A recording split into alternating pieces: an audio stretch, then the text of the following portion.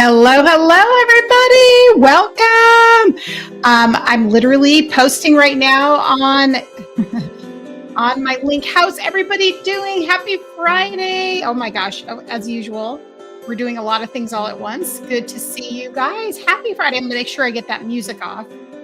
I remember I had an entire live stream where the music was on in the background for the entire live stream.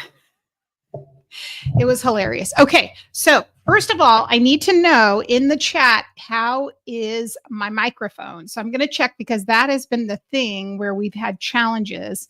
So I'm going to just check my audio. Looks like it's working. At least I can see the bar. So once everybody comes in, let me know if you can hear me okay. Welcome, welcome everybody. Happy Friday. Oh my gosh. Happy almost July. I'm super excited about the upcoming month. And how are we all doing? How are we feeling? If you are brand new to my channel, first of all, I want to say welcome. Okay, good. Thank you, Justice. Okay, right. Okay, awesome. Okay, yeah. I'm glad you're here. Okay, good. Thanks. My audio sometimes has been a little bit of a challenge, but I'm glad it's working. And I'm so glad everyone's here and joining us. So happy Friday. If you are brand new to my channel, and you're watching this on the replay, or if you are joining us for the first time, please feel free to say hello and I'll let you know a little bit about what we're going to be doing here today. So my name is Carey. I am a medium and a spiritual mentor and a few other things, which you'll learn about over time. And every Friday at 5 p.m. Pacific Standard Time, I come on live on YouTube for channeled messages and readings for the collective. And so it's been an incredible experience over these last few months, getting to know everyone who's coming into the community and who has been such a support to me on this channel as I'm getting it up and running. It's still I would say the first 6 months of me having this channel, and it's been such a joy. I absolutely love this format. I love YouTube, and it's truly is my favorite. There's something about the videos and the connection with everyone that I feel is like so authentic, and it's like wearing my heart and all my work on my sleeve. So hello, welcome. So we're just getting started. You haven't missed anything, everyone, if you're joining us. The other thing I always like to say is in the comments, it's a new thing because I don't give eye contact to people. So I'm looking specifically as I'm doing this at my camera. So I have to look down every now and then. So thanks for being here. And so I have a lot of really amazing things to talk to you guys about this week. So I'm gonna just move my mic in. That's one thing I've got to learn. So a couple things are going on right now, a lot of very exciting things. The first thing is, some of you may or may not know, I have a school, a community. It's called the Sacred Seer School. And it is really for spiritual development, intuitive development, and healing and growth and on your path. And I also, within that, I have this membership called Goddess Rising. And so that is really because of this emergence of the divine feminine on our planet and the breaking of the structure of the patriarchy, which I think we can see both internally on our journeys and then in the external, which we can see in our world. The focus of my work personally as a mentor has been moving in that direction, very squarely in that direction. And so it's been extremely exciting. Along my own journey over the last 5 years, I've had a lot of different things, the experiences and training and initiations and work that I've been doing. And so this channel, my work, my school is really moving squarely in that direction. And I'm going to be really excited to share a lot of things with you along the way and how I work as a priestess, and also working with the goddesses, and how I work with healing and activation of people's, what I like to say, their soul blueprint. This is really the thrust of my work. And So it's an incredibly exciting time. I'm going to be talking about it more and more and the details of that as we go on. So I just want to pop in to say that. So in the Goddess Rising membership, every month we always have a theme. And the theme really centers around the pagan wheel of the year. Now, the wheel of the year that we know, a lot of people know of it, isn't necessarily the only way that many pagans celebrate, or people that are more earth central spirituality, earth centric spirituality, how they celebrate. That is just one way. Many of the different traditions, whether it be Greek or Norse or Kemetic, they have their own celebrations throughout the year. And so the reason that in Goddess Rising we have the structure of the Wicca wheel of the year is because it's the most universal that people know about at this point in time. So within that, we're really moving through so we can start connecting in more and not be so disconnected from our worlds. And we can see our own connection on our spiritual path and to see ourselves as being part of the cycle of that's going on this planet. And that comes also squarely in alignment with doing priestess work, is that we see the body as an altar and as a temple, that we're not disconnected from it. So we're going to be moving into that. So every time we go we have that here. And in the membership, I'll talk more about it over time as well. But I did want to just kind of take you, if you're brand new to the channel, what do we do every single week? This is what we do. Everything dovetails into this. Okay.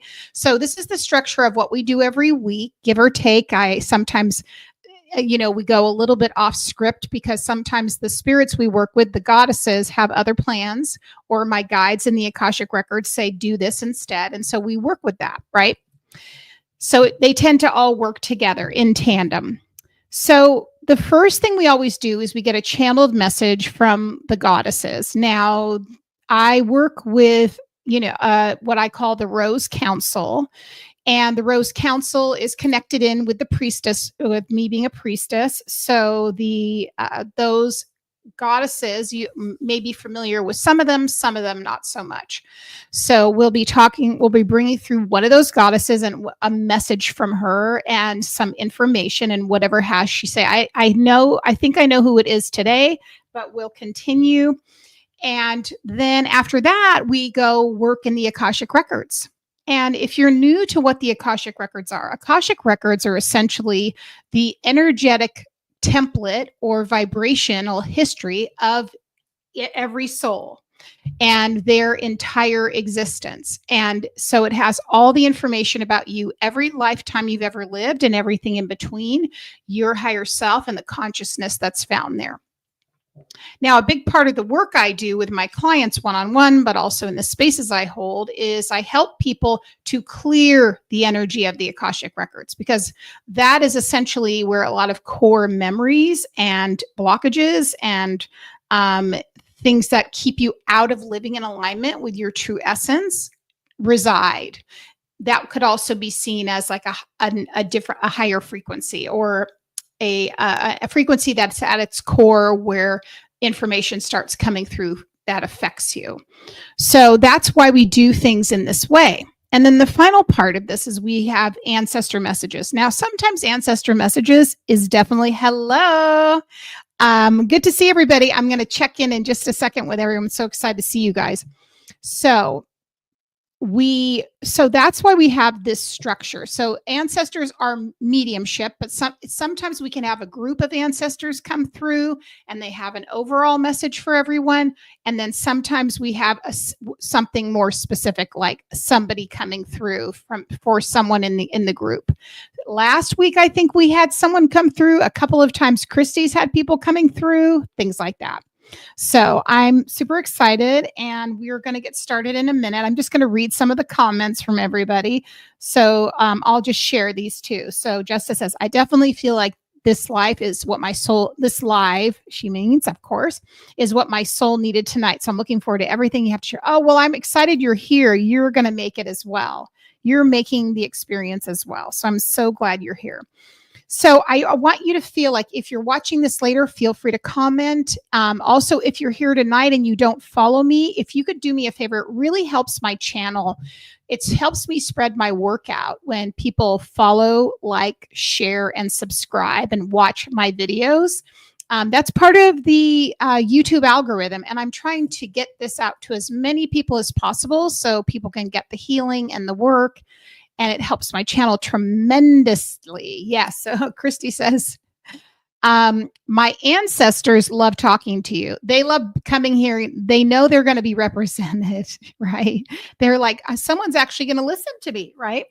So we're going to get started. I wanted to talk a little bit about my channeling, okay, because part of what I do here actually is also educational, and this is just the teacher in me, and I think everyone enjoys it. So now I do several different types of channeling, and this is what I teach in my curriculum and with my one-on-one clients, and I do a lot of that kind of hi Michael, I do a lot of that kind of work already with channeling. Now there's different types of channeling. Most of the channeling that I do here when I'm going live is called conscious channeling. And conscious channeling is where you're connecting with the spirit and you are getting information, but you're still very much present in your awareness. And when you have, hello, oh my gosh. Oh, it's good to see you. I need to message you. Some of my clients coming in. So the different types of channeling that I do here are all going to be demonstrated in the work that I do on YouTube. So when I'm here by myself, I do conscious channeling. That's where I'm connecting in as a medium with these different guides, ancestors, and the goddesses, and I'm bringing forth messages, like I'm delivering the news, in other words. Now, if you come on 2 times a month, and we did it last Sunday, my friend Lorenda Carr, who's also a medium, and she teaches mediumship and channeling and spiritual development. We do trance channeling, okay? And that is, if you're interested in what that looks like, what that's about, that's really much more what you're probably used to when you see people doing channeling.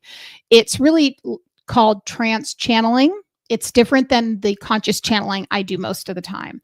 It's really where the spirit inhabits my space and my body and speaks through me. And you can clearly tell there's a difference between myself and the spirit. So if you're interested in watching any of those videos, I would definitely recommend you go back and watch the one with Lorenda and I, because we both did that together last Sunday. And it's wonderful. We can't wait. We're going to be doing it twice a month. It's sort of like a broadcast podcast called The Channeling Experiment. And last week was just incredible. We had some amazing messages, some incredible wisdom, some really great guidance for what is happening right now on the earth, right? I'm just reading this just as that channeling session with Lorenda impacted me so much. I'm still processing it. Well, I'm so glad that it touched you in that way. And we were very humbled by that experience. Obviously, when you do trance channeling, you are not, the one sending the messages. You're not interpreting them. You're not in any way trying to censor them. You're just bringing it through. And I think the messages that came through in that particular one were very powerful, and those spirits did not hold back. They really had a great sort of information and guidance about how to handle things that are going on in our world, to our planet, and our own energy, and how to stay as healthy as possible and in alignment, right? So that's what was going on. Very, very like beautiful messages. Okay, so let me take a sip of my coffee. I'm just going to say cheers to all of you. And the other thing is, one more piece of information before we start with the readings. On Sunday, if anyone is interested in my Goddess Rising membership, I have added on a tier or an option. And that is, I have a development circle there. Development means you're developing your abilities. You're developing your intuitive abilities, your psychic abilities, and then some mediumship and channeling, things like that, divination. And I'm opening that up to the public. So if anybody wants to I know. Oh my God.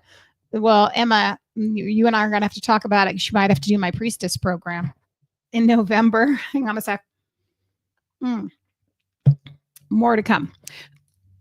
Okay, so a couple things. I want to invite you all, if you're able to come, if anyone's interested, you just have to register, get on my email list. All that information can be found on my page, and you can come for free and check it out. I'm going to be teaching a tarot class, right? It's about 45 minutes, and then we're going to be practicing. And if it's brand new for you, you will be able to receive a reading from one of my more advanced students because they're practicing. Okay. And that will be really fun. So if you can make it, let me know. I'd love to have you come. So let's get started. I already kind of know who's going to come through because I've been meditating with her most off and on today quite a bit. All right. So I'm going to just bring her information through. And again, this is more conscious channeling. So, I'm going to relay what I'm getting from her. Okay.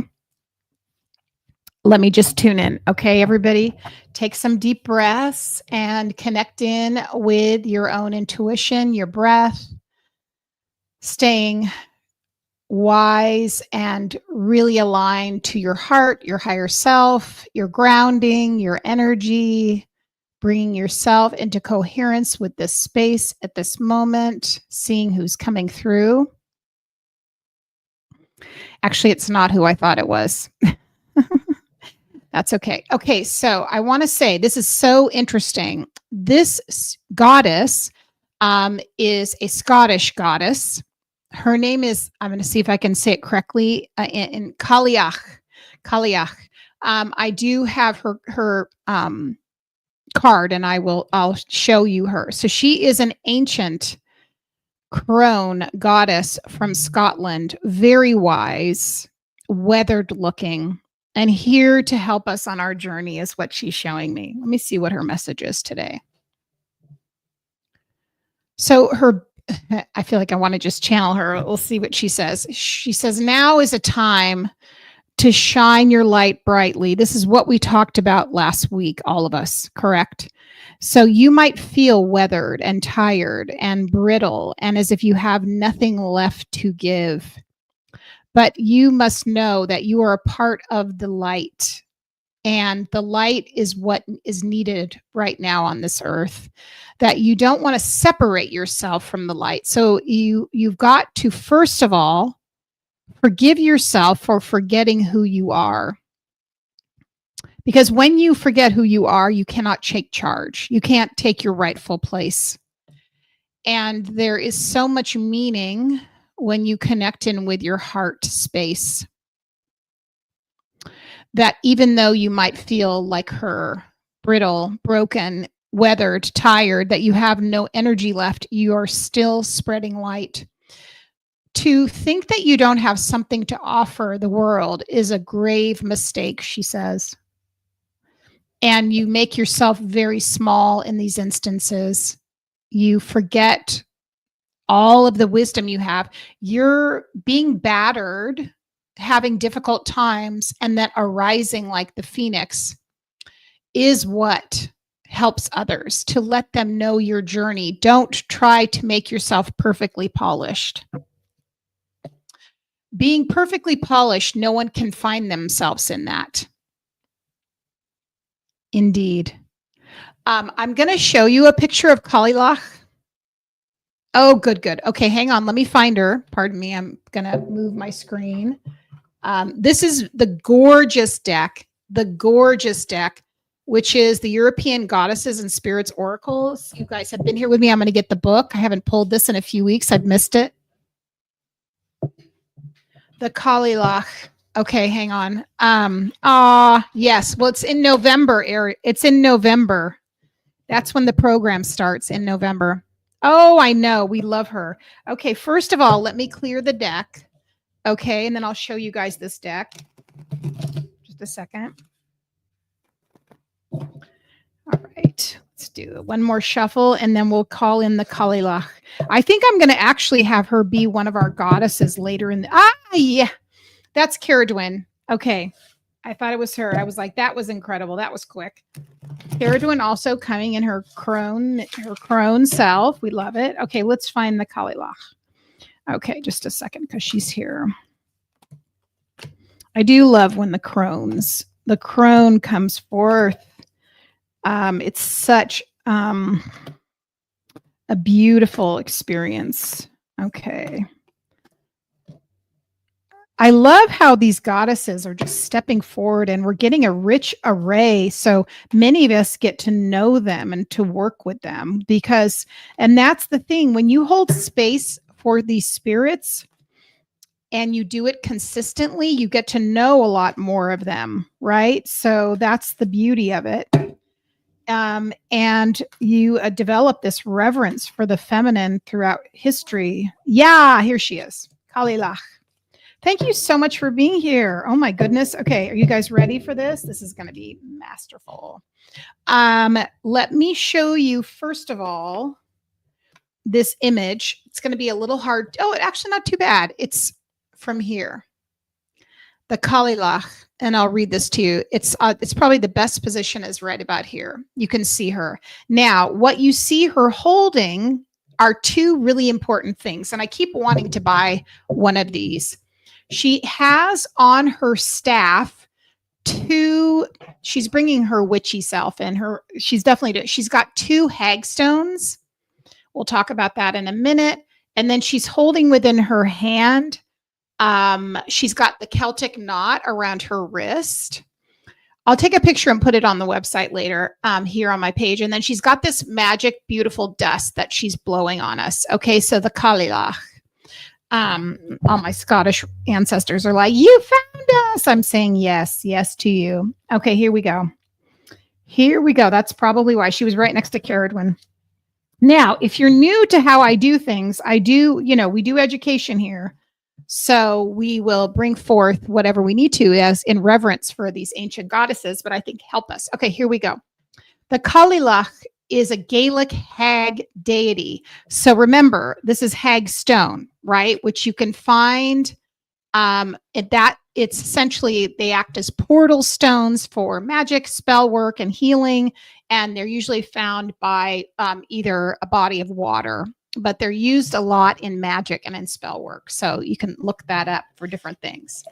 All right, here we go. So the Kalilach is a Gaelic hag deity and divine ancestor who is known under many different names.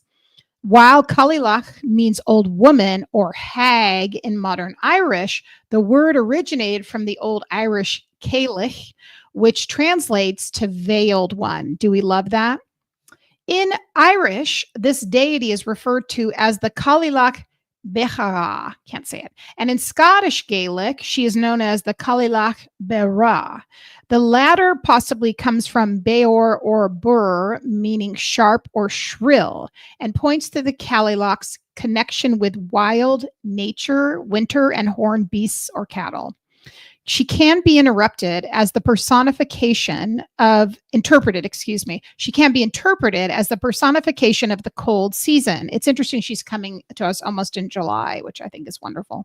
Among the wintry attributes connected to her are the herding of deer and a staff that freezes the ground. Okay, so I usually don't read all 3 pages. I'll just give you high level what she represents. Here we go. Okay.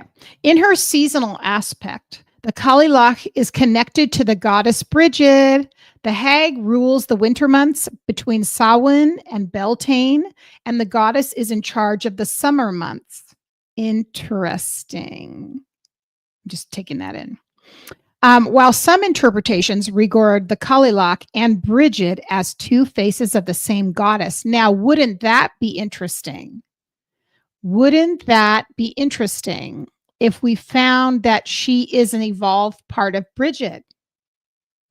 Because Bridget came to us especially if you're in Goddess Rising, just to mirror that, in March, she was our first goddess. And so we've gone through this cycle now, even though technically this is winter, where here we are moving into July and we have her on this iteration, just showing how much the goddess has been working overtime to try and heal this planet. Think about it from those terms, right? These spirits are part of divinity. and they're as close to the earth as they possibly can be to help and aid us on our paths. And when we connect with their essence, they mirror in us what we need for ourselves, what we can ask for help from them, and then they're an activation of that within ourselves. Bridget was the first goddess you ever worked with. I love hearing that. Indeed. Beautiful. Okay. Love it. One version describes the Kalilach turning into stone on Beltane. Now, remember, we just had Beltane. And reverting back to her humanoid form on Samhain. Ooh. Okay, I could go down a rabbit hole, and you guys know that. Okay, here we go. We're going to move on a little bit. So the Kalilach is the personification of winter. At times, she brings wild storms with her hammer. Other times, she covers the world with a silent layer of snow. She is the veiled one. And what she hides underneath her cloak remains a mystery. So she's really in that high priestess, isn't she? What do you show to the world, and what do you keep to yourself? The Kalilach invites you to honor your own truth and to reflect upon the necessity of different masks you wear. Ooh. The Kalilach veils the natural world in snow. On the outside, the icy white layer appears calm and peaceful. However, there may be thorns or sharp edges obscured beneath. What are you hiding underneath your veil? It is okay to wear a different mask in different social situations. The face you wear in public is different from the one you wear in private. While authenticity means being true to yourself, some of us can get this concept confused with oversharing under the pretext of honesty. Ooh, she's just getting right in there, isn't she? More often than not, it is advisable to carefully consider what you wish to share and what you want to hold back. Keep your inner world sacred. Limit what you share to the people you genuinely care about and who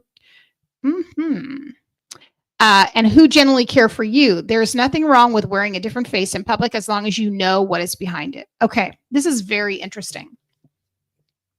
So here's some of the prompts that are connected to her. So it says, what do you keep to yourself or share only with those closest to you? Where do you draw the line between authenticity and oversharing? In which situations can veiling be a resource? In which a barrier? That is very interesting. Okay, so here's some associations with her. Okay, first of all, the color blue. In her Scottish form of Beara, Queen of Winter, the Kalilach is described as a giantess and dark blue skin. The color blue is reminiscent of the hag's connection to the cold season. To honor her, you can place a blue object in your sacred space. This could be blue twine, blue fabric, or a stone hand painted with blue spirals. The Kalilach's wild nature can appear hardened as a rock. To meet her, you can collect natural stones from your local landscape. Take your time to sit with them, feel their texture, and meditate upon their distinct colors and shapes. Listen to them and pay close attention. Maybe you can sense her in one of them. And then finally, a corn dolly. This is interesting. In Scotland and Ireland, the hag deity is part of an old harvest tradition. A corn dolly representing the Kalilach was created from the last sheaf of the crop. The last farmer to finish the harvest had to take care of the effigy for the next winter, implicating he would have to house the old woman all winter. To honor the Kalilach, you can create your own corn dolly of her. You can get inspired by traditional harvest straw works or come up with your own design. That's beautiful. So for me, what I feel like and what I think she's bringing forth for us, so much wisdom, is, first of all, a little bit of self-preservation is not a bad thing, especially in this world, right? This is a tough world right now. And sometimes you need to protect yourself. The goddesses have been coming forth every week telling us that. And I think that it's important for us to to keep that in our consciousness, to remember that we don't have to tell everyone everything. Okay, so here we go. I want to say we are now going to even though these are these three goddesses, they are saying they want to have rotation too, I should say. So we are going to have Hecate take a little break. She's been here with us, and then Isis was here last week, so we're going to say thank you to her. They're going to recharge their energy, maybe somewhere else in this room and in the space, so they can come back. And they want us to highlight the Kalilach. So I'm going to keep that in mind. There we go. All right, so we'll keep her. We always have her on the altar, which is where we have it every week. We bring in the goddess who is come through, and we highlight them because they deserve that, right? Okay, let me put this away and we'll get started with the next readings.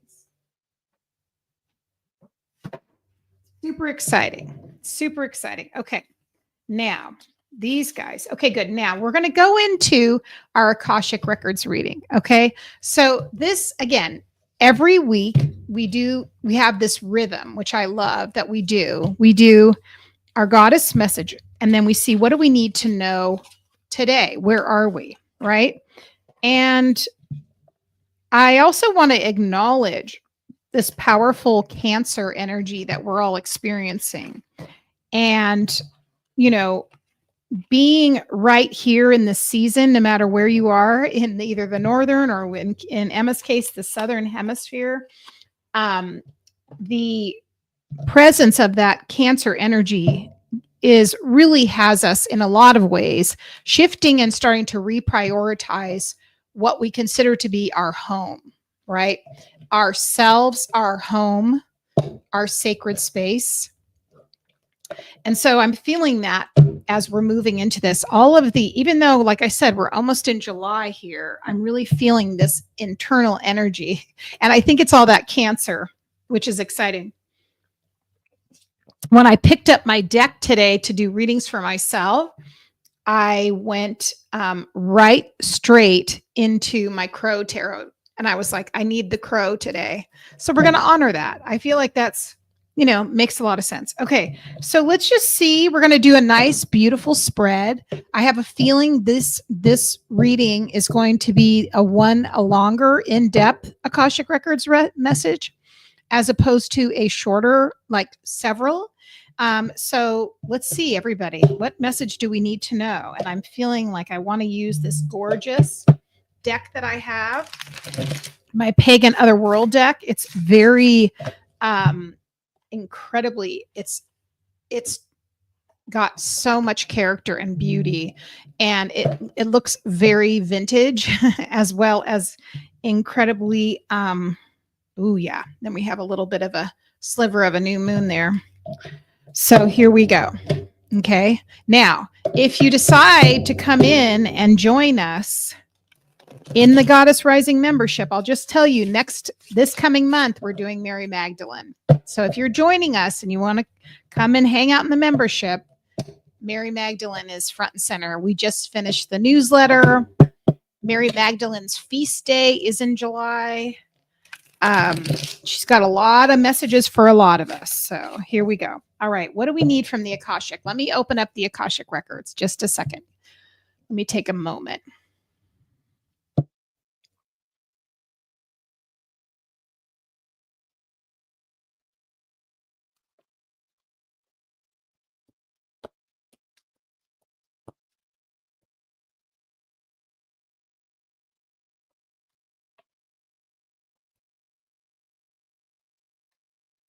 Okay, here we come. We have a lot of cards right away coming out, powerful ones already. So let's see what we have. I will show you guys what we're working with here. Okay, the first message that's coming through for me is we are working right now, many of us here in this collective, either consciously or unconsciously in general, on our group pain body as a human race. Okay, that's what I'm seeing. They're showing me that literally around this globe, if you look at this globe of Earth and it's all the humans within it, and if you look at that as a consciousness, we are working on our human pain body. So let's imagine now that we're looking at all the energy in one place. Okay. And we're seeing the collective, the human collective, as one being. And we are looking at it from the perspective if we were an energy reader.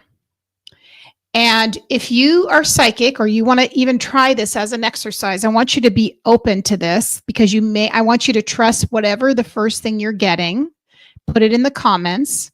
If you feel into the pain, the body, the aura of the entire human race collectively, what do you see lighting up?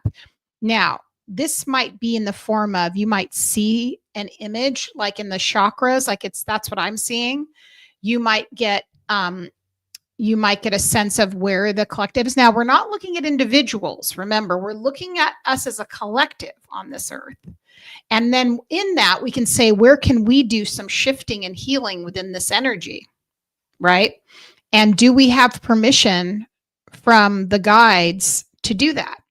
And I would say we do. So what we can do, if you're not comfortable, you certainly don't have to do this, but this is what I'm seeing. So when I'm looking, and feel free to put down whatever you're getting, even if you look at this, you watch this later, feel free. If you're just intuitively going, you're not thinking about people or personalities, or even you're not looking at even the United States or separate countries, right? Yes. So let's just get some of these comments. So picturing light coming from the stomach area, not sure what that means.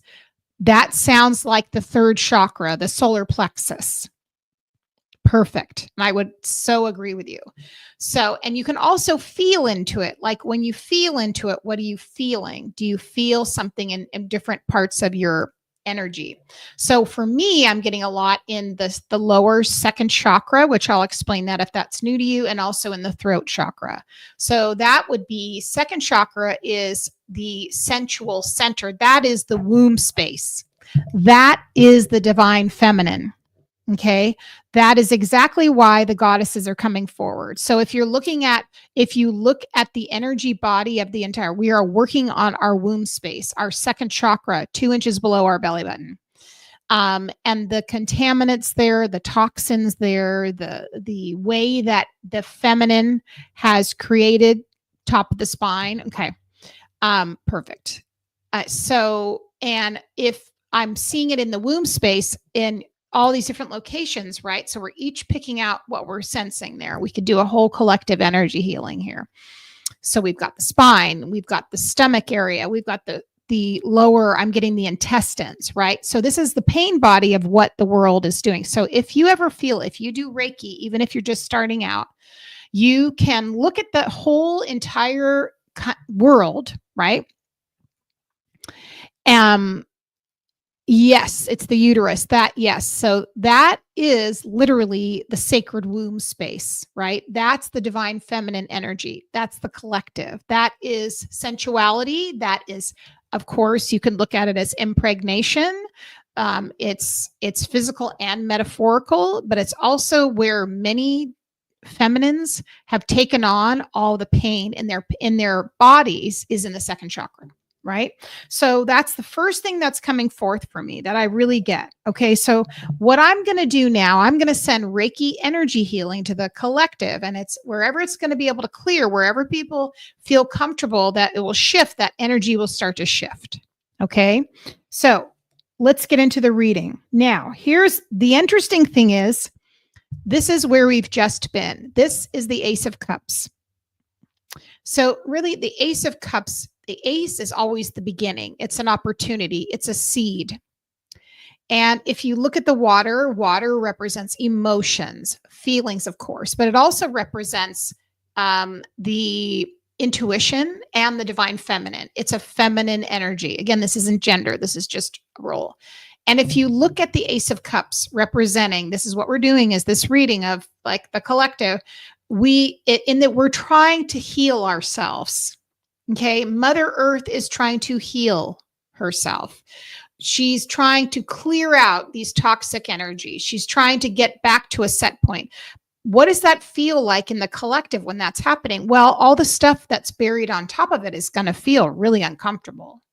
So that means that all the stuff that's the opposite of healing, of space holding, of being like a surrogate in a beautiful way, in a healing way, holding space for others. It's trying to clear itself out. It's like if you go to a dam and there's a little bit of a hole in the dam, the water is going to want to push it open. Okay. That's the flow of what's happening. Above, we see this beautiful white dove. Okay. I feel like that represents spirit informing the divine feminine, trying to move through this collective unconscious static and blockages. So that's what's happening right now in this collective. We're also in the sign of Cancer. Cancer is a water sign. Okay. So this month is going to feel like a lot of healing. And if you have been waking up in the middle of the night and feeling anxious, or if you're feeling ungrounded, disconnected, or if stuff's coming out, this is the time to really take care of yourself. This is the time to get anchored. This is the time to hold space for yourself and your healing. Okay. And that it makes so much sense, right? Even the Kalilach is saying, we need to take responsibility for ourselves, yes, but also our part in what we can do to heal this planet. And we heal this planet not by thinking that we're victims, but by thinking that we are empowered to make a change. This is what is this is us represented. I have to be careful because they might. The star card is here. Okay, if you look at the elements of the star card, you'll notice that there is this beautiful feminine, who is pouring from one space to another space, right? And also looking up at this star and is surrounded by the seven sisters. This can be looked at as spirit guides, higher self. This can be looked at as the seven sisters, the Pleiades. This can be looked at the seven chakras, your higher self, right? But all of that is to say that when you're in the position, you've just been through something like a war, literally, energetically, but you're coming into a place of divine union, right? You're trying to establish that. The star is the card of hope. It's the symbol of that you need to shine that light. And that's definitely something I feel is happening right now, is that even though it seems so very incredibly challenging, at moments hopeless, the point is now you've got to get yourself strong so you can be a light. Now, what is supporting that or conflicting with that? I feel like there's so much water in this entire reading. So you're going from unconscious to conscious, right? And then we also have the 9 of Cups coming in. It's like, it's all about Cancerian energy. So the 9 of Cups really is a beautiful representation of when spirit is saying you have so much within you, but you've just forgotten. That's what I'm getting. The 9 of Cups, it may be challenging the newness of the star card of where you stand, to say you have so much that you've got all around you. It's almost that message of wake up in the morning and say, wow, what I really have a lot that I'm thankful for. Starting your day, if you're feeling very off center, starting your day with, I have so much around me, so much more than so many others. I mean, and I have so much to give. And it puts you in my own guides are having me do this all the time. Wake up in the morning, and the first thing before you do anything else, just sit in reverence and say thank you and gratitude, and be open to that, because it's more than just, it's not something that you have to do to please anyone. It's getting you in the right frame of mind, the right frequency. It's getting you in the right energy. It's getting you aligned with that vibration of seeing things as being a multi-opportunity. Beautiful. Okay, here's what's at the core of everything. And I feel like this is probably Leo's energy, right on the heels of what, even though we're just starting out in in July, the next sign is always kind of shining its light, the next season, which, as we know, will be Leo. So Leo's kind of like, hey, I'm here. Don't forget about me. I'm coming, because the Queen of Wands is in the unconscious position. So she's also like, you've got this. If you guys know any Leos, especially if they're feminine, you know they're going to always be like out in front, pushing and guiding and trying to navigate and taking charge and making decisions and pushing forward. So that's in the unconscious, that's underneath. So that's hanging around. These are all these anatomical parts of your spiritual body. You have all these signs made up within you. You're not separate from them. Okay. So give yourself this sense of like, nope, I've got all these things around me. And if you don't feel it yourself, you can ask your guides to. That's why we work with the goddesses, right? And our guides, because they give us some of the tools we need to get us strong. You know, I always say 3 years ago when I think it was it's going to be 3. Wait, how many years is it now? 3 years since I had such a huge physical transformation that occurred for me. And it was when I started working with the goddess Isis, Aset, that she completely moved me into my body and helped me clear out and then bring everything into, you know, my center, right? And it's part of that. It's that one piece of Isis is this, it is like a physical embodiment, like, no, girl, you've got this. Come on, step into it, right? Step into it. Now, above us, there's where we have a little challenge because we have the death card in reverse. The Scorpio energy is in reverse. What are we not wanting to look at? What journey do we not want to go on? Okay. I would probably say if you are on your path, which all the people that come to my lives are on their path, I don't tend to attract the people who are avoidant of their path. So welcome. So if the death card's in reverse and it's in the position of being in the your hopes conscious, right? What are you hoping for? And you're not willing to dive deep. Look at, if you have Scorpio in your chart, maybe take a look at where that's placing itself. Okay. That's the first thing I'll tell you. And then if it's not in your chart, see what planet, what house it's in for you. Okay. In your chart, because even if you don't have it in your chart, it's in a house. It's somewhere. Where is it? First house, second house, third house for us. Definitely take a look at your chart. But if you're resisting the journey that the death card takes you on, you're missing out. So here's the thing. This is full transparency. So this is, you know, being a spiritual teacher, as people know, or as a mentor or a guide, or if you're doing anything where you're stepping in, if you're a reader, if you're a coach, doesn't matter. You know, you're not complacent. Apprehensiveness. Yes, exactly. When you're on, or even if you're on your spiritual path, let's just say that. If you're on your spiritual path and you're dedicated to it, you know, you can be apprehensive about where the places spirit says you want to go, but spirit at some points going to make you make a choice. And the choice is going to be, are you going to choose your path and are you going to be courageous, or are you just going to stand on the sidelines and skip stones around for a while, right? And you're going to get to a point where you're going to get the push and you're going to need to trust. And let's see what. Oh, I didn't know that, Justice. No wonder I like you. Your Mercury is in Scorpio too. Rare. That's why you are destined to be a great reader. And your 6th house, mama. You know what? I'm here for it. That's why you're destined to be a healer and do this work. With all that Scorpio, you know, you're going to have to dive deep in. This is going to be your journey.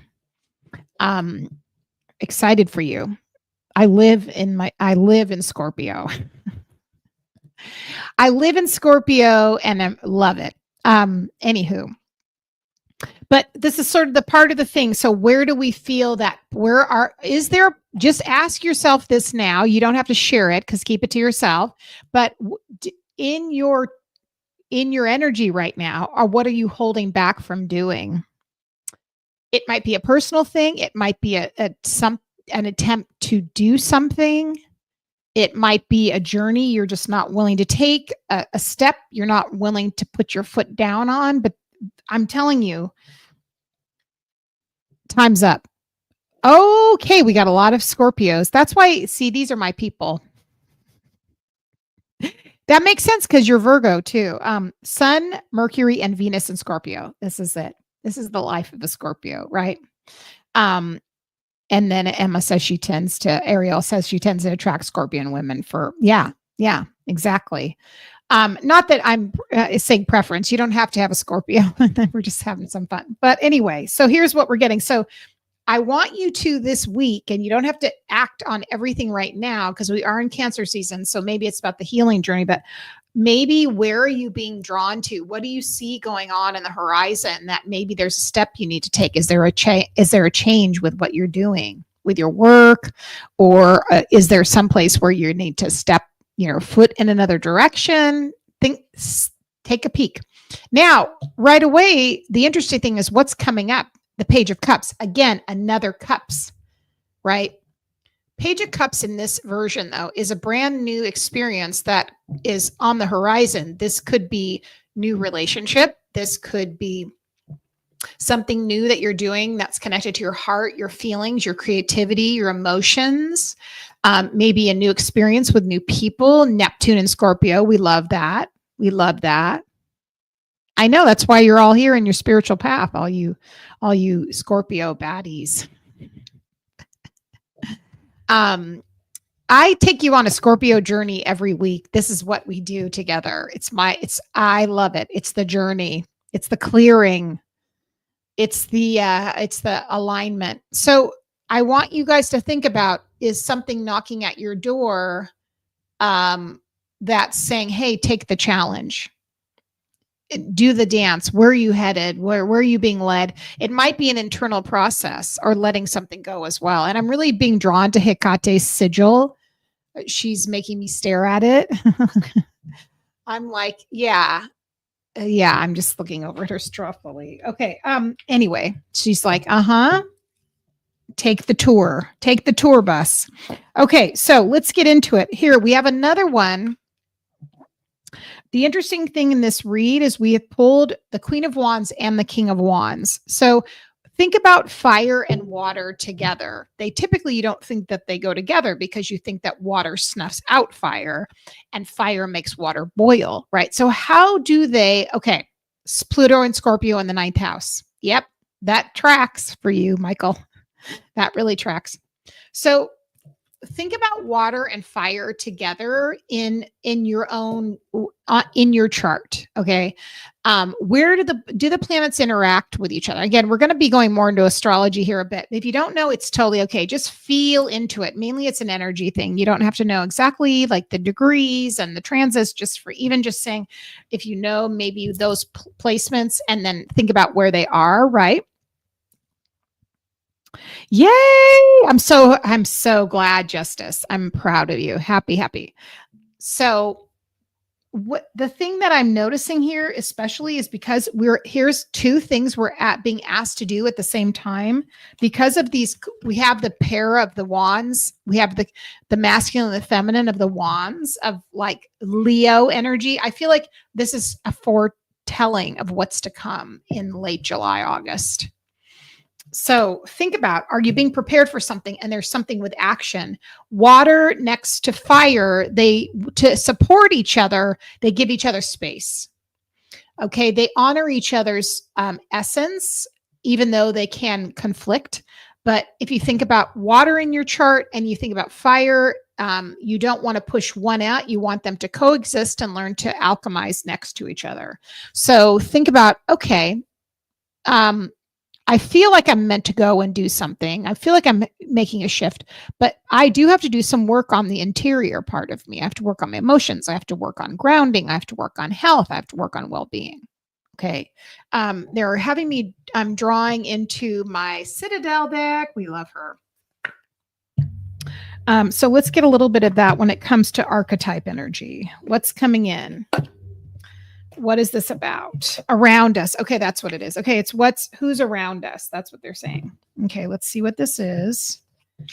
If you do not have any decks that give you archetypes when you're doing readings, even for yourself, I highly recommend them. Okay. Highly, highly recommend doing archetype decks because they give you another depth to your reads, even for yourself. Okay, what do we have? Okay, again, here we go. This is it. This is the magic coming in. We have the acolyte, new projects and learning. Okay, so that's the tapping on the door. That's the I'm coming into something. Maybe I'm learning a new skill. Maybe I'm doing a program. Maybe I'm creating a program. Maybe I'm being taught something, right? And then we have the storyteller, viewpoints, control. This is wonderful because this is actually, when you express yourself, how many of us, especially if you are if you have any of these are learning complements like ADHD or ADD, you talk a lot with your hands to express yourself and illustrate things so you can stay focused. That's very natural. But also, this is part of learning to take that ability. So if you're feeling like, how am I going to do the thing I'm going to do? You're going to move it through your body is how you're going to do it. So that is definitely something I see going on for you guys, especially in August. Final cards here. We have the walker. Okay. Sassy. The walker, the unknown, a journey. Okay. So that's what's happening. We're taking the journey. We're going on the path.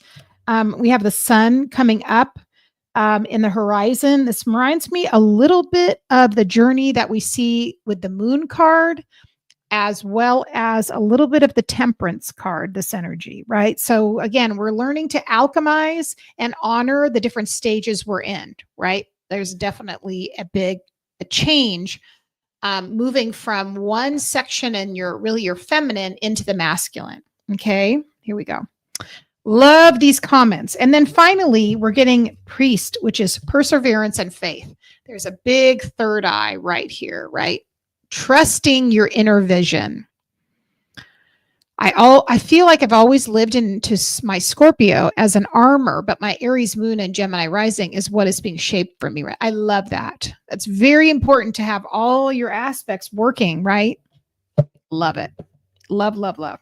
All right, let's continue this reading. I'm really loving this.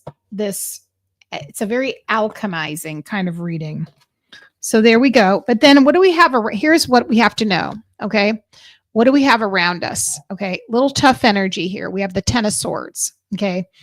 When we have the 10 of swords and it's in the position of what's around us, this just means that possibly there are situations, people, or connections, could even be things connected to work where there has been a line for you to toe, where there is almost like I see you moving out of, like maybe you've tolerated this position or this relationship or the situation for years, but all of a sudden you're starting to feel like, okay, I'm taking off that suit. I'm no longer wearing, this intense energy in this role with either this group of people or this person. I've outgrown it.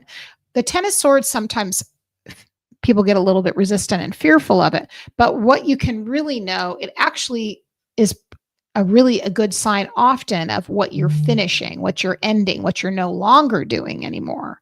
So that's, even though that might be around you, you're at the tail end of it. Right? Okay. This is fears. Okay. I know that's a hard one. I know it's a hard one. So here's fears. Okay. Let's talk straight and square about finances. Okay. Now we know that in our part of our walk on this planet is having to deal with our relationship with money, finances, how money comes in, how we evolve past it, how do we step into it. And this is a journey. This is really saying to you, be sure to pay attention to the beliefs you have, the self-limiting beliefs, or also that you're in transition with your finances. And so this means that even though sometimes it feels like, gosh, I don't know how we're going to do it. I don't know how I'm going to pay for it. How's that going to work? Will I get clients? If I leave this thing, will it be right? And I will say, whatever you're experiencing, it's a transition, and it's not going to last forever. That's really what I'm hearing. It's a temporary place that you're in. you know, I work a lot with the people, both in my membership, my clients, my students, on money energetics and our relationship with money. And I would say right here, the good thing to know about the Five of Pentacles, it's a temporary state. Five of Pentacles does not have to be your reality.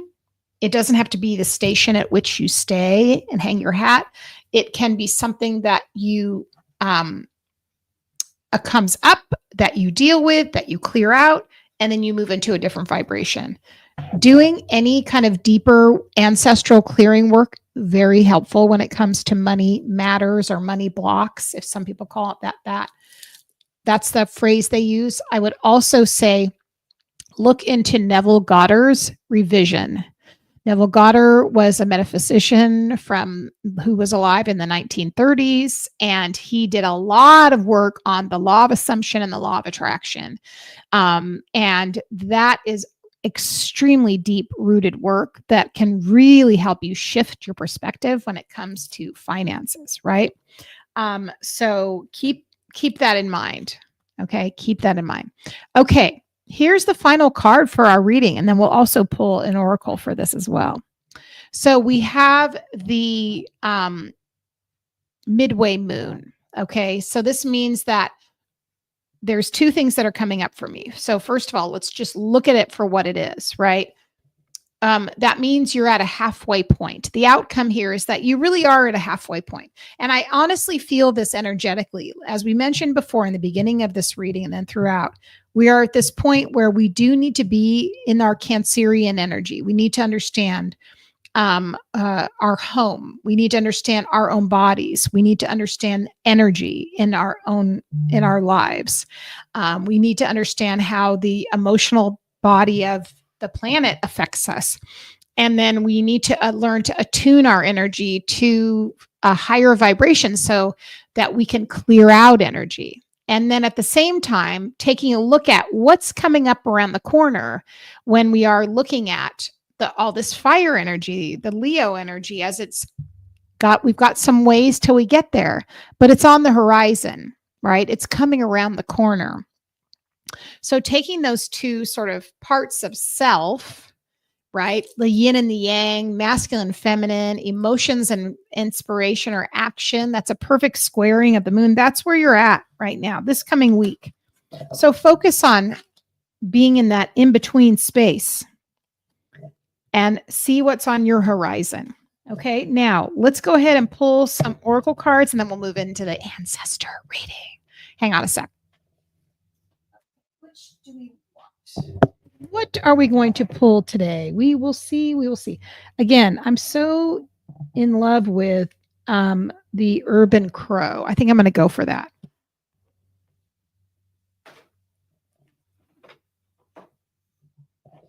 Okay, again, and this is I had pulled a card here and she's waiting to come back to her family members. There we go. Okay, Urban Crow, beautiful deck, MJ Cullinan, Pacific Northwest. Many of you have seen it before, but she's added on to it. It's actually more like 74, very powerful, very good for self-reflection. Let's do a shuffle and get a couple cards from her from this, okay? I love seeing you may or may not know the Northwest where I live, but in the near, not far from Seattle, there's a group of islands called the San Juans. Magical. If I lived up there and retired up there, I wouldn't be mad retiring. I'm never going to retire, but you know what I mean. There are these islands and you can take a ferry. You have to take a ferry to get there.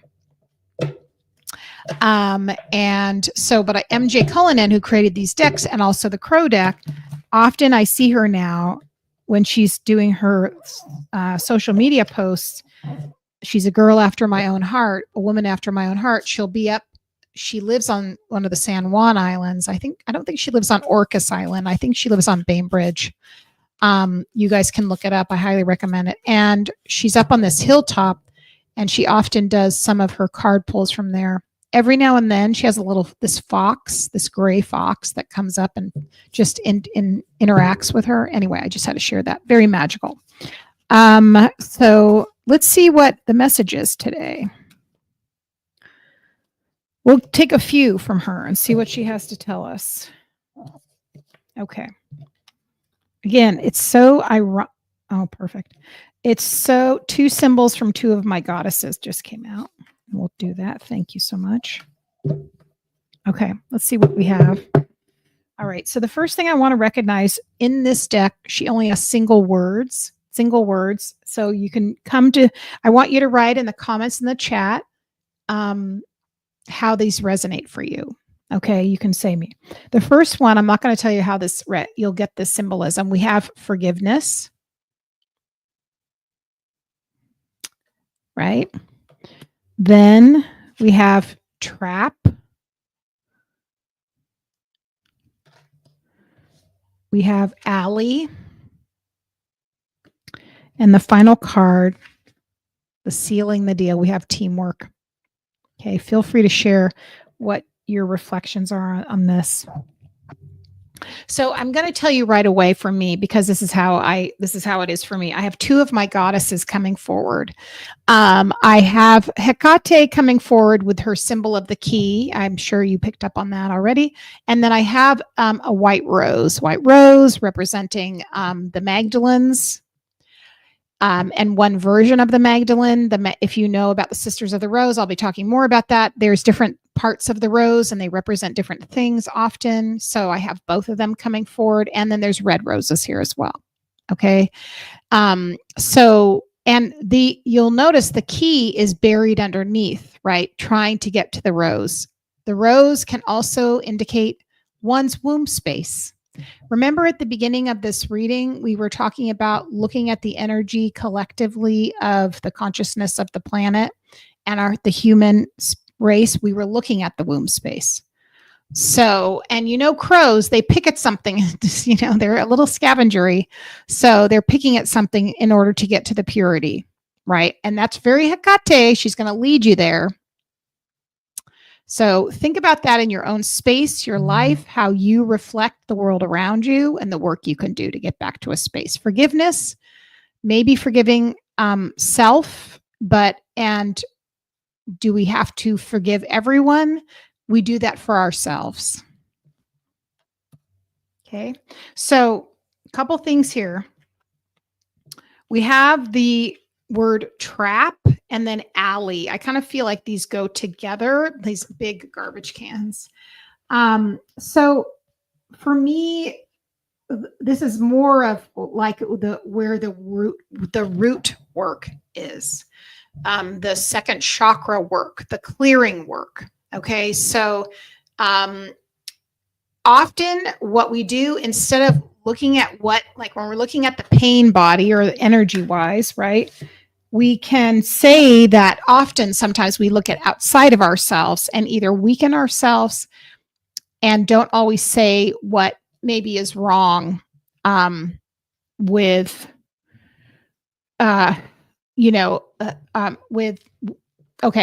don't always say what is wrong, really, like what's at the root of what is bothering us. And sometimes what it really is, honestly, is something we're carrying. Exactly. Something we're carrying within us. So look at that and then know that there's this opportunity here for healing, of having your guides help you to release this. And this is part of awesome when you do work with the goddesses,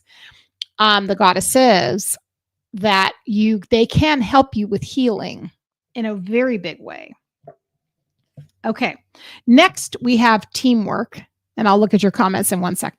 And I think that just works beautifully in tandem. I think that's basically saying your guides, your higher self, those around you who are willing to help you, they're all trying to partner with you in order to help you on this path and to be able to work on self. And then in turn, as you get strong, you can then hold space for others.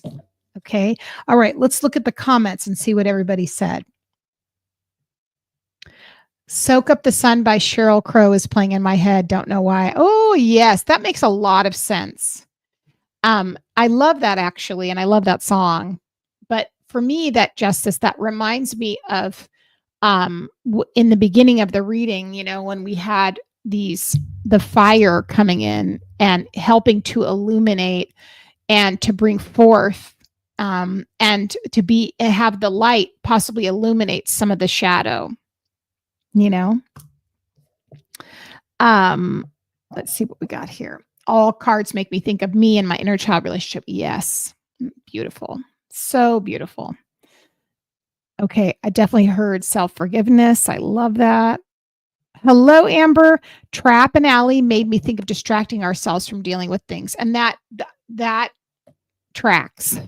It's interesting you say that, Amber, because I was feeling like it's a rut. It's like we're getting ourselves in a rut, and because we don't quite get to what the shadow is, because either we're blaming ourselves or we're blaming someone else, but we need to just look at it objectively from like a place of clarity. It makes so much sense. And here we go. It's like those methods of survival as a child self can keep us trapped. Yes, that's it. And see, that's what's really interesting when you're objective about your experience as much as you can be, and realize you're not your pain body. It's part of your experience, but it's not who you are. And so when you're going, okay, I need help right now, that's when we call on our guides, right? We call on our guides collectively. All right. Okay. So, I'm going to do actually something. I'm going to go a little bit off topic here, and I am going to do an energy healing for you guys. I think that's what my guides are telling me. And this would also be, so if you're watching this on the replay, and it's 1:11 where I am, by the way, 1:11, not by the time, but how long we've been on. So, the ancestors are stepping forward, and they're like, we need you guys to get a clearing. Okay. So we're going to do a little energy healing. And I think what I'm going to do, because I think this is, let me see, what I'm going to do is I'm going to, I think you have to be careful on YouTube, because this is streaming on YouTube, about music. And I don't have necessarily permission to use music for this live stream. So what I'm going to do is and it's 1:11 in here for okay, I love that. So Ariel is in New Zealand, and so it is actually 1:11. Perfect. Okay, I love it. Okay, so what I'm going to do is I'm going to do an energy healing here. So and later I might put music over it, but I'm a little concerned that when yay, Heber's here. We're just starting an energy healing. So I'm going to put, you guys can, okay, I'm going to put the comments on the stage. So what we're going to do is I'm going to start an energy healing for you. And I want to take us back to the beginning of this reading, when I told you that there is an energy body, okay, that I see going on in the collective. And, oh, I love it. Now we have the little cute comments coming in. I love that. Let's see if I can make it bigger. Nope. Okay. Nope. That's not it. Hang on. There we go. I want to make sure I can see you. Okay. Yeah. I love how cute I can see your little comments in the chat. Perfect. So, so let's go back to the reading. I remember in the very beginning of this reading, we were talking about, we all looked at the pain body of the collective. This is the human race on Earth. And when we looked, we saw a lot of energy in the second chakra. That is the womb. That is the womb. And priestesses work on helping to heal the womb. Now, the womb isn't just for having babies, right? The womb is a place of getting in your body, of deep sensuality. Yes, but it's also of holding space for creation. So, and it's also how we're connected in with Gaia and Mother Earth. So what I'm going to do, you guys can feel free to play music for yourselves, because I'm not quite sure, I didn't pipe this in. I'm not sure how YouTube feels about some of my music, even though I usually have music that tends to be approved, because that's the way I roll. But I'm going to go ahead and get this started. So here's what I want to say. If you're open to receiving this healing, I'm going to be doing this also for the collective of what we just talked about. And for the next 15 minutes, I'm going to be doing that. Now, during this time, I'm also going to tell you what I'm getting. Okay. What's coming up, what I feel and sense. I'm going to use crystals in this healing. So feel free, just get cozy. So what I'm going to be working with is hematite for clearing the blood. I'm going to be working with carnelian, the golden healer, and a little rose quartz. I think as long as it's not copyrighted, it should be okay anyway. Yes, I know.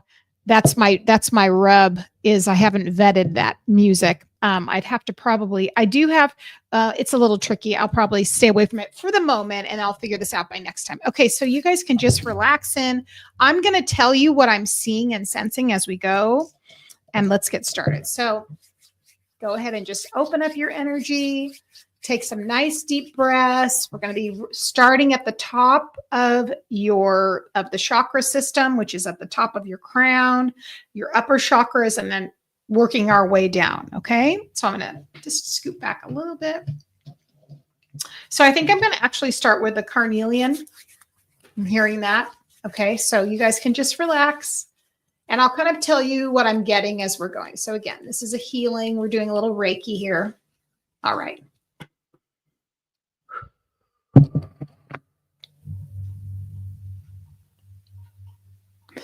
Actually, you know what I have that I can use, and I think it's probably okay. Let me check it. Hang on. I'll see which one is the most pleasant for background music. We'll see. If it's too much, we won't do it. Hang on. See, that's going to get annoying because it's just the loop. We'll leave it for now. Okay, that's okay. I want to stay on the safe side. Okay, here we go. Let's begin.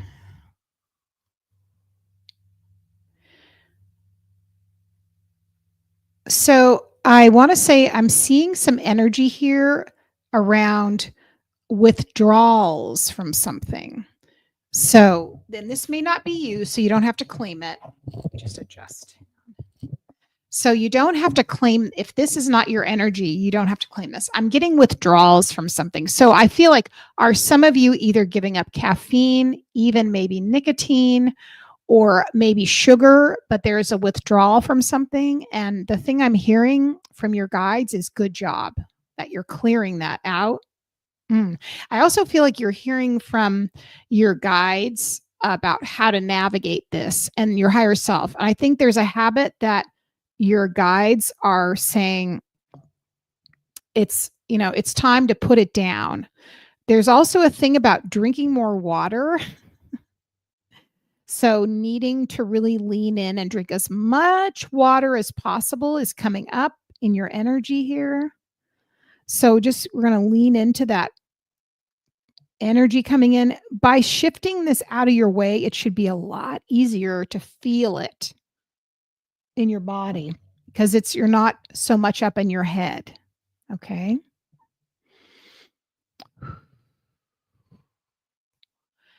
And they are literally saying to me, blocks, removing blocks.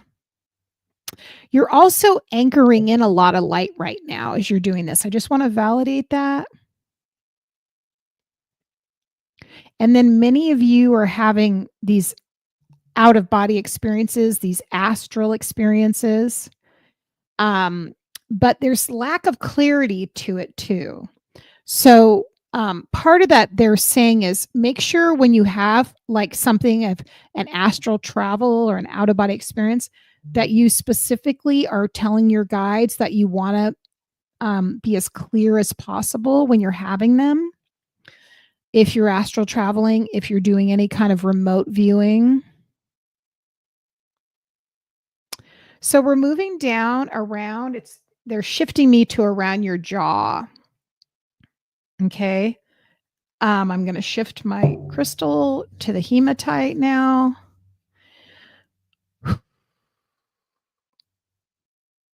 So things you've been waiting to say. So many of you, as you're starting your journey with channeling, right? Learning to do readings, learning to do guidance, automatic writing, channeling information. there's a little motion where you feel some tension around it, which makes you feel like you want to do it with a lot of intention, but you're also feeling a sense of strain around it. And they're saying it's going to get easier. It's going to get easier. Breathe.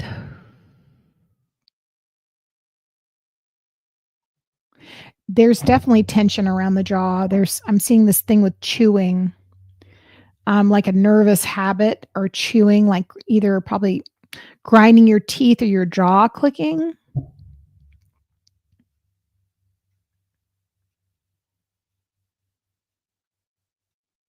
Okay. All right. There's some trapped emotions here. This is definitely around your throat chakra. And I want to remind you guys of something, that when you channel, energy does come in many ways, but it can come in through the crown, but it also comes in through the back behind your throat chakra. So it's a way that you bring it in that way. So make sure if you are channeling that you're taking time to clear those energy centers out. It'll make it easier for you. So you can even imagine you have like a couple things. You can imagine some kind of a swirl of violet coming through and moving through your chakra centers, your channel, right? And then also there is notably, there's like ancestral energy coming out around your teeth. So do what you can to sort of allow light into that area and ease. I'm seeing a lot of white, okay, getting cleared out of this jaw area, okay? Very good.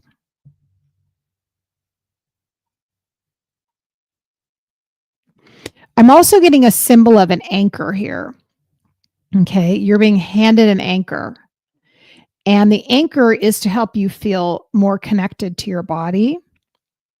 So that's being presented to you as putting you into gravity a little bit more, right? Just moving you down, anchoring your energy field a little bit further into the planet.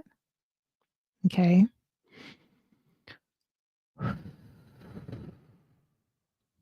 They're showing me an image of a black stone. Hang on, let me see if I have that here.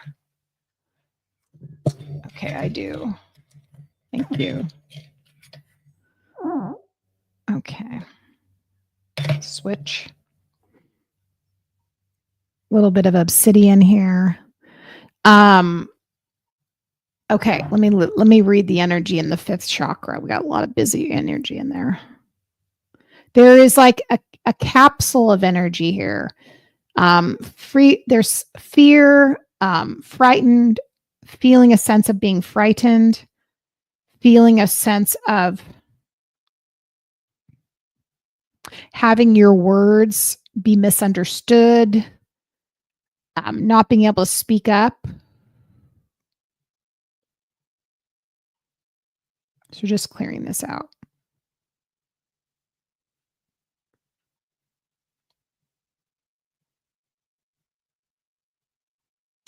Negative things that have been spoken about you. Now, this is not just from this lifetime.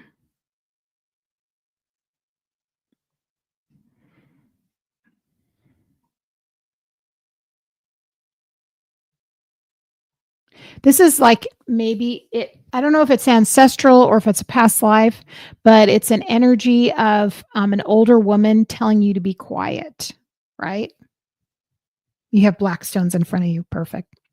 So this is an older woman telling you to be quiet, but this could very much be like a past life as well that I'm seeing here. Also, they are telling me again, you're anchoring a frequency into your energy. And so this is part of it. Part of the healing is what they're saying.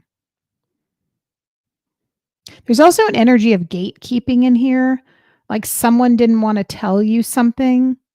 Somebody didn't want you to see it because there was a jealousy, but it feels like it's in family stuff. It's not friends, and it's an older woman's energy.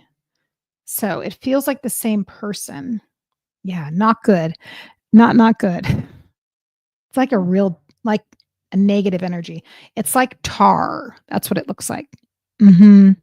Yeah, exactly. I feel like this is definitely connected to the lungs as well. Like it's looks like tar. That's how it looks. Okay. This is definitely past life. Okay. I'm seeing like 1800s. This could be collective. Okay. Late 1800s, an older woman, and you are wearing this is could be different people having a similar experience. Typically, when I see them, that's the way it is. But it's you are wearing this is definitely like looks to me uh, like it's the United States, or it could even be Australia because of the what how the image looks. It's like people that are on a prairie or a plain when there is it's more barren in the geography and what I'm seeing around with lack of foliage and dryness. This is like Kansas, something like that, or even Australia could be one as well, more in the outback. And there's this really like your grandmother that is just pretty intense, very, very religious, but bitter, bitter, bitter, bitter. And this is something I'm getting that got planted in you. It's like it skipped over here, your mother and went straight into you. Breathe.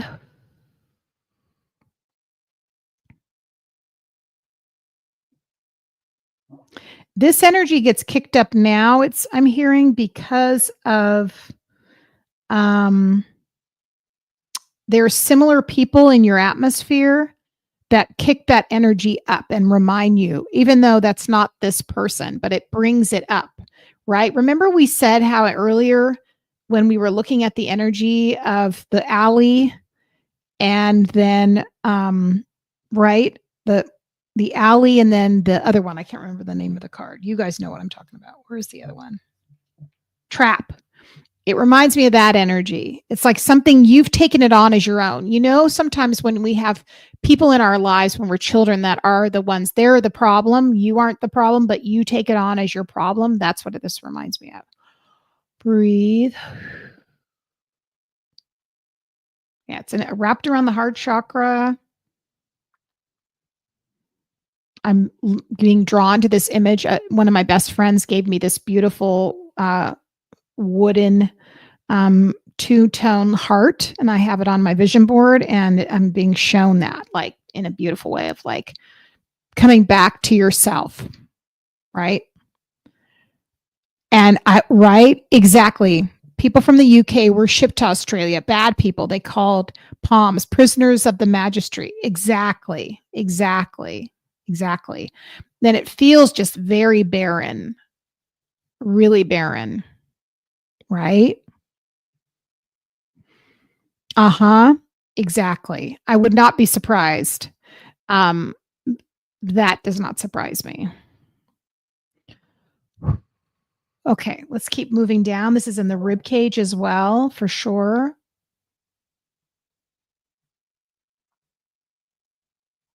So they're showing me this image of the symbol of Earth. So it's the triangle, right? In this form. So let's see what this is about. Hang on, what they're showing me. This is like a representation. So here's the thing. Here's part of what has gone on in this energy healing. So it seems like many of you have had a lot of this pain that's been in the upper chakras from just above the third chakra up, which has disconnected you from the lower part of your body. So as we're doing this work here and moving this out, there's more of a chance to then come more into the physical body in the energy field. And when you drop in, then you can get into the resonance of the womb space. It doesn't matter if you're masculine or feminine. Okay. And when you're in the womb space, you're going to have to deal with the things in the womb, but there's all this other stuff that had to be shifted. And so as the shift has gone on, then you're like, okay, now we can get into the body. That's really what I'm getting. Okay, that's what's showing up. Okay. I'm doing a final thing here. They said that's good work for today. Let's bring in the softness of the flower agate and the rose quartz for gentleness, please. Thank you, Spirit.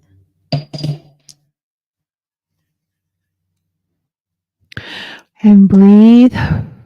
All right, we're just bringing in the energy of the Sisters of the Rose, gentleness, love, compassion, self-understanding, but also affirmativeness, just this sense of embodiment, clarity.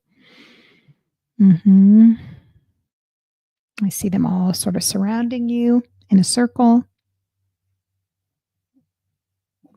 taking you back into alignment, bringing in all that energy from the goddesses to heal you. So beautiful. Okay. The energy that was trapped is now released, and the energy that was at the crown is moved out. Clarity here, wisdom, guidance. Beautiful. Oh, that was lovely. I know I felt that too, didn't you? Amazing. That was incredible. Really incredible. I want to thank you guys. I know, exactly. See, Justice, here's the thing. That's the biggest part of being a healer, is knowing just how much is enough. And especially, like, we do not need to disrupt the body, mind, soul. We need to be in harmony with that, right? Right? You're so welcome. Oh my goodness, you're so welcome. So listen, this was a beautiful session. I absolutely loved this session. It was incredible. I want to thank all of you for coming. And just as a note, if you do want to join us on Sunday morning for Development Circle, I'm starting at 8:30 a.m. Pacific Standard Time. And then if you're not on that list to get the Zoom link, make sure you sign up for my email list. You can do that in the link in my bio. And I'm sending the link out again tomorrow for that. But I want to thank you guys. I love being here. I love coming onto YouTube. It's one of my favorite things. You're so welcome. I hope everyone has a beautiful rest of your day, your night, wherever you are, and also a weekend. Okay. Thank you for being here. So much love. Until next Friday, we'll see you. Thank you. Bye, everybody.